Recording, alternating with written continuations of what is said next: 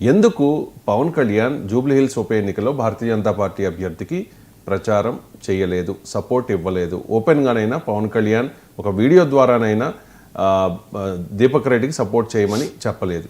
కారణం ఏంటి? ఎస్ అండి, ఇప్పుడు బీజేపీ ఎన్డీఏలో పార్ట్నర్స్గా ఇప్పుడు పవన్ కళ్యాణ్ గారు, జనసేన పార్టీ, అదేవిధంగా టీడీపీలు కొనసాగుతున్నాయి.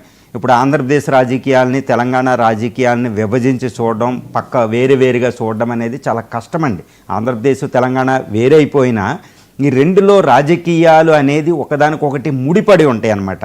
కాబట్టి ఇప్పుడు ఎన్డీఏలో పార్ట్నర్గా ఉన్నప్పటికీ ఇప్పుడు బీజేపీ జూబ్లీ హిల్స్లో కొట్టిమిట్టాడు. ఇట్ ఈజ్ స్ట్రగులింగ్ అనమాట. లంకల దీపక్ రెడ్డి బీజేపీ తరపున క్యాండిడేట్ ఉంటే దాన్ని గెలవడానికి, ఆ స్థానంలో జూబ్లీ హిల్స్లో గెలిచి మళ్ళా బీజేపీకి తెలంగాణ రాజకీయాల్లో చాలా ప్రాముఖ్యత ఇవ్వాలి అంటే బీజేపీ అక్కడ గెలవాల్సిన అవసరం ఉంది. అందుకే సెంట్రల్ మినిస్టర్స్ బీజేపీ చాలా స్ట్రగుల్ అవుతుంది.